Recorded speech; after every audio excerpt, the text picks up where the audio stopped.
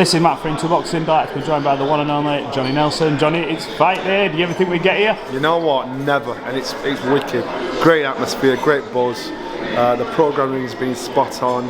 You know, the fans are getting everything they want, where they're seeing every step of the way in regards to what's happening, the fight build up, the fight history, the stuff, what's happening behind the cameras. There's probably not been as much access to the life of this fight, the birth of this fight, in any fight at all. And you're like you're on the ride. You know, you're a passenger, you're front seat with them. So it's good. So what you guys see at home is the same as what I'm seeing here, man. It's exciting. Talk to me about the build-up. Obviously, we caught up before the open workout, but since then we had a fiery press conference. A lot of things were said. I asked Amir about this because I thought it was important. I said, did you feel there was any intentional racial element to Kell Brook's comments? And he obviously thought there was. So obviously spoke to Kell. What do you make of this sort of Listen. I know you're saying do a lot of things in fighters saying do a lot of things to try and get under each other's skin. I get that. You're trying to touch a nerve. But in this occasion, especially from a man of colour, as in Amir, for him to try and make that into a racial thing, it undermines and it dilutes people that have really been racially abused. Now, Kell's comment, he said, because it was because your chin's as fragile as a poppadom. Yeah. So it was like Amir was trying to stoke up some racial tension, some racial unrest. That really happens to people in workplaces, at homes, you know, in the street. You know, that really happens. Don't disrespect when it really happens to people at home when you work in the street. Don't disrespect my bullshit now. Don't. It's like the boy that cried wolf. Don't do that shit. Because you know that's foolishness. You know, but then you could go on the other line. You know, you're talking about homophobia. You know, Kell could easily go down that line. Yeah. You know, because people knew what Amir was doing. Yeah. Trying to allude to. So that's the problem. Yeah. So if you want to start throwing stones, don't live in a glass house, man. Be careful. Yeah. You know. And I know he's going to try and smooth talk you out of it, and it's being ignored. So you're talking more about the racial comment that Kell made, rather than the homophobic comment that Kell made. Yeah. Bullshit. Proper bullshit on every level. So behave. Yeah. So, but as I said, fighters try and do things to get under each other's skin. Fighters try and do things to just get unnerve their opponent. I think it backfired. It backfired, and people are just talking about the racial slur. They're actually ignoring the real issue. So let's stick to the fight.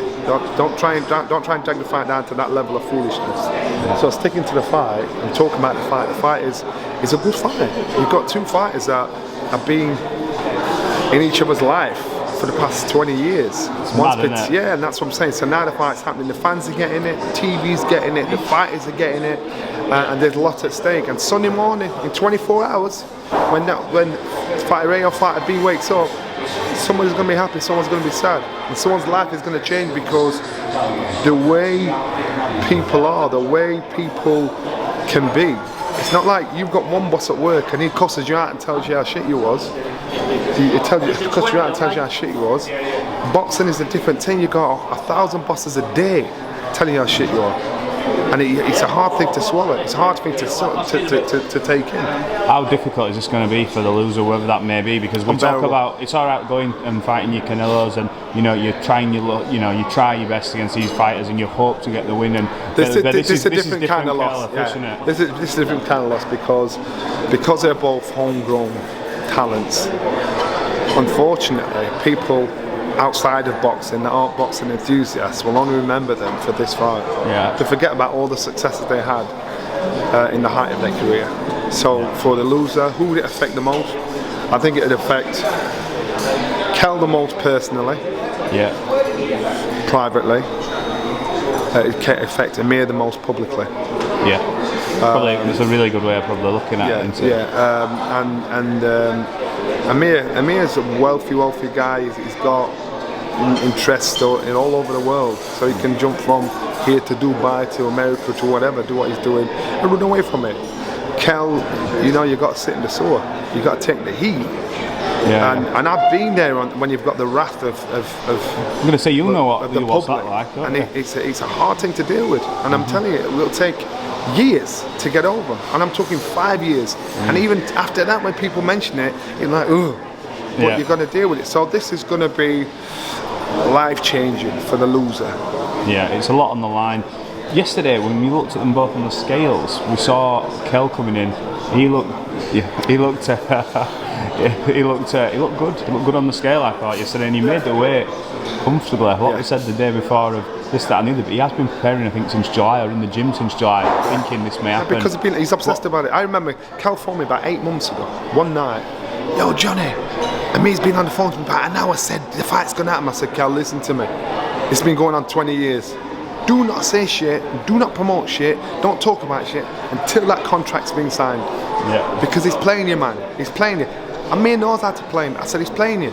So wait till it's all signed, seen a little bit, then start talking about it. Yeah. You know. So from then, Kell thought, I'm having this. I'm on this, and that's what Kell was thinking. What do you think about? Is he going to be able to maintain that level of strength, that power, coming in at that weight? Do you think because he's been doing it for that long, as in he's prepared that long, that it'll be okay for him at this weight? Yeah. Listen, these boys will have done it all right. You know, so I think physically the job's done now. And I've always said, Kell should step up from welterweight. He ain't no welterweight anymore. Yeah, 154. And so this is the only time when he's done it right. And you're probably not going to get his optimum best, because I think he's better at a higher weight. Yeah. You know, and that's why Amir's stipulated this is at this weight, which I don't understand, because there's no title on the line. Both fighters have boxed at heavier weight. So why don't you want to box the best version of me and I box the best version of you? So why not make it 154? I asked these questions because I said to Amir, I asked him about his camp and does he feel rejuvenated, but then I said, right, let's talk about this weight. It's 149 pounds. This isn't a world title fight, it's a grudge match. Do you not think that you coming in, you've got the advantage coming into this fight? And he said, no, not really, because Kell made 147 for Crawford, but you could see that Kell at 147 against Crawford, who prepared in little to no time, was almost a dead man on the scale. I can get you down to 147. You won't be able to tie your shoelaces. You know what I mean? So you want the best. You want the best version of you. I don't want you to come out with an excuse saying, well, I lost because I was weak at the weight. I want you to come out and say, you know what, I give my best. I was strong, blah, blah, blah, blah, blah. I was got beaten by the better man. You know, now. So you can't twist me up with that foolishness. You know, if he's questioned on it and he's cornered on it, it's like, you know, he's like a politician. You know, so to me, I'm a boxing man. You know, and I don't want to fight you at your disadvantage. I want to fight you at your best. I can go to sleep at night and believe. I believed I was the best in the world. Doesn't matter if you believe it. I don't believe for anybody else. I believed I was the best, and because I beat, that was it. There was no getting advantage over one man over another. I believed I was the best. In that's what boxing is. It's not like football where I just book you on your knee and you roll around 17 times until the referee sees you, blows the whistle, come on a yellow card, positions you, and gets you a position. That's not sportsmanship. Boxing, we don't play that game. We're for real. You know, and trust me, you know, people like Floyd Mayweather and Canelo, they do it. They'll do stuff where it's in their advantage.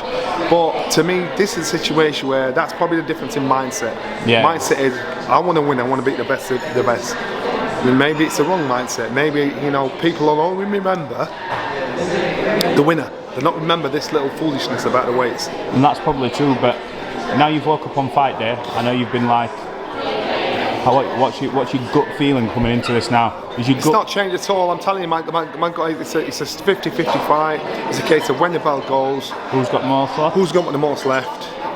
If I go on last fights and fight scene, you know, I actually think, and I've always been rated Amir Khans' speed, and if he hasn't got that, he's very vulnerable. And I didn't think he had that when he boxed Terence Crawford. Beat to the jab, beat to the right hand, beat to a lot of stuff. And so I'd have to slightly side with Kell, slightly. But I wouldn't put my hands on it. No worries. Johnny Nelson, thanks for talking to Boxing. Appreciate all your time this week.